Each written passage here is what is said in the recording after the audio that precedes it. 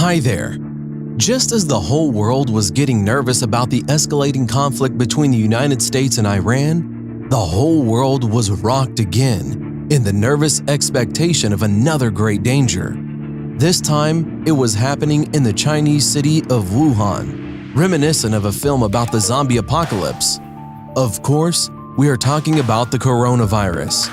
The number of people infected with the coronavirus is increasing daily.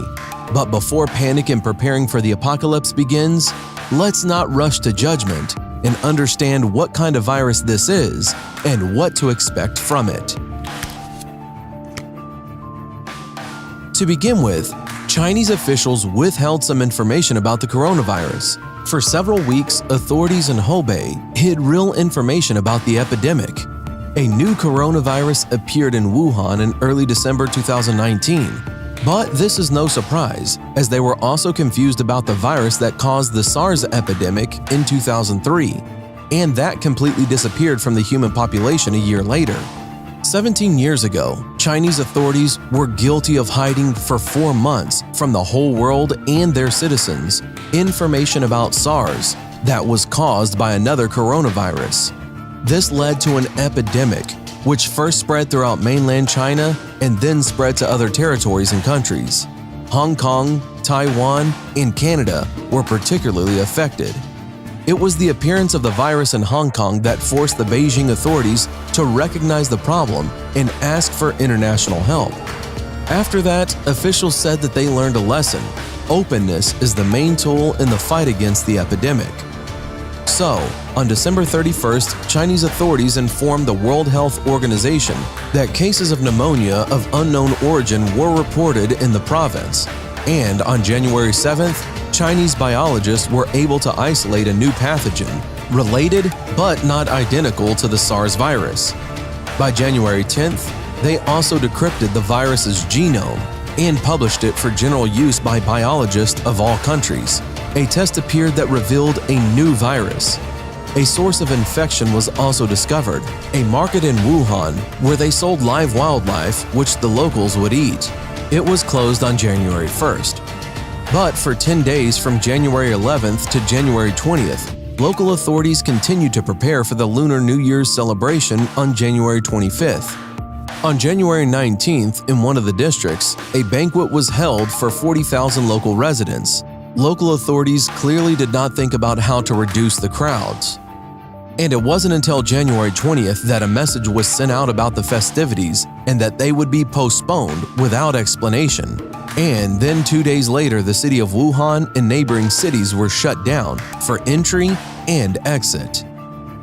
This mysterious disease was detected in 27 patients, with common symptoms in the form of fever, dry cough, chest tightness, and shortness of breath. The doctors first suspected that it was the traditional catarrhal disease, which is common during the winter in China, but analysts revealed an unknown virus, which was subsequently identified as a new strain of coronavirus. People with clinical manifestations was growing, and the number had now reached 41 people. They were isolated, but it turned out that the virus had managed to spread outside of China since January 13th. Symptoms were revealed in a resident of Bangkok who had visited Wuhan during the New Year holidays. Every day that passed, the number of people who were infected grew, as did the list of countries in which this mysterious killer was identified. On January 25th, Chinese authorities announced an acceleration in the spread of the coronavirus, and on January 28th, the World Health Organization changed the assessment of the risk of the coronavirus from moderate to high. Coronaviruses are a fairly large family of viruses, numbering about 40 species. They get their name because of the membrane covered with spikes resembling a crown. Often, such viruses infect various animals, but in some cases they can be transmitted to humans. The main danger of this strain of coronavirus lies in the fact that when it infects a person, it is able to mutate in order to adapt to certain characteristics of the body. As noted by Chinese doctors, the first victims of the virus before the disease had problems of varying severity, which contributed to its development. Unfortunately, in the near future, it will be quite difficult to establish the real number of people infected by this disease. Symptoms of the coronavirus also have this effect. Apparently, outwardly, it is indistinguishable from colds. The Minister of Health in China notes that in the early stages of incubation, patients experience symptoms such as fever, physical weakness, and dry cough. In seriously ill patients, breathing difficulties may occur, including respiratory failure. Also, cases of a mild form of the disease, which are characterized by a slight temperature and a rare cough, are also more frequent. The mild form creates problems for preventative measures, since a person experiencing the disease in this form may not even realize that they are sick while being a carrier of the virus. But in order to weed out any confusion, one should know how this disease is transmitted. At the time of the outbreak, the World Health Organization believed that human-to-human transmission was extremely unlikely, and the only way to get infected was through contact with an infected animal. But on January 20th, the head of the Chinese committee said that a new type of coronavirus could be transmitted by air. This turned out to be true when a mysterious disease was picked up by 14 health workers who were in contact with the infected people. In order to protect themselves, the residents of Wuhan began to wear protective masks. But as it turned out, this was not enough. The virus can also be transmitted by contact through the mucous membrane of the eyes. Also among the potential infection options, doctors also noted that eating raw or poorly processed meat. There is also reason to suspect that the disease has a clearly defined risk group. Almost all of the people who have died are people over the age of 50 who have had health problems. It is possible that the virus can be transmitted by young people much easier, but additional research will be needed to clarify the truth. Even such an important topic, methods of possible infections, caused a lot of information speculation. The description of the first clinical cases of the disease published in the medical journal The Lancet refuted that the Wuhan seafood market was the starting point for the virus. Doctors claim that one of the first patients fell ill on December 1, 2019, and did not come in contact with the infamous market. Do not forget that the first wave of patients went to the hospital already having pronounced symptoms. According to specialists in infectious diseases, between the infection and the onset of symptoms, the incubation period of the disease should also pass, which means the infection occurred in November. The entire set of data indicates that the virus did not originate in Wuhan, but entered the city and the market from somewhere outside. Another topic for information manipulation was the possibility of infection when receiving a parcel from China. But in fact, the likelihood of infection is very small. Coronaviruses are unstable, very sensitive to environmental changes. Plus, the coronavirus is similar to the flu virus, so it can only live outdoors for 48 hours. So if you're ordering bananas or other food from China, ordering these things from online stores is quite safe, considering how long it is for the goods to travel from China. Theoretically, if a sick worker in a factory in China sneezed on seafood and it immediately went into the freezer and then to your table, you can get infected, but only if you eat it raw. After all, the coronaviruses are completely destroyed at a temperature of 133 degrees Fahrenheit. Plus, production at large suppliers is mainly automated. So really the only way to transmit the coronavirus is from person to person or from animal to person.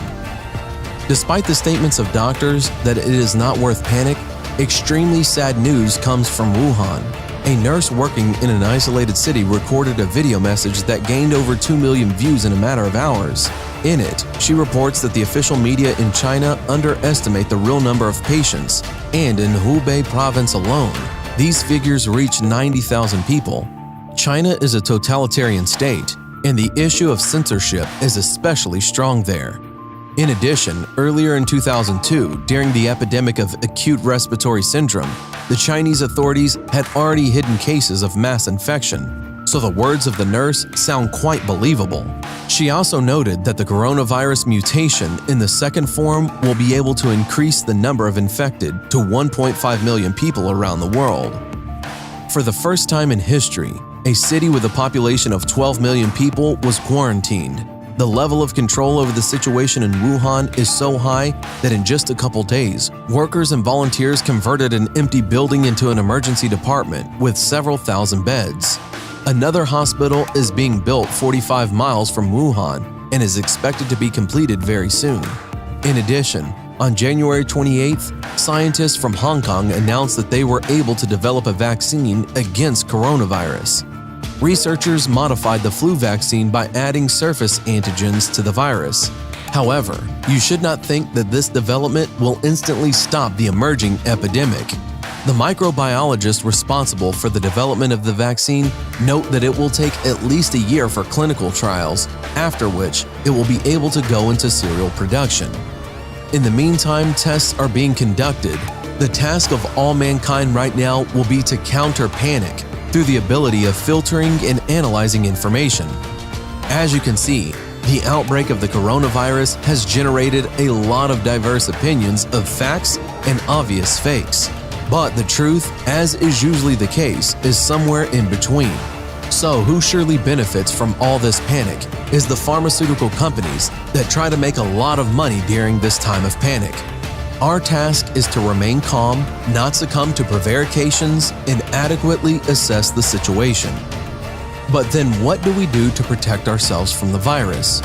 The World Health Organization recommends fairly simple and universal measures to protect against many viruses.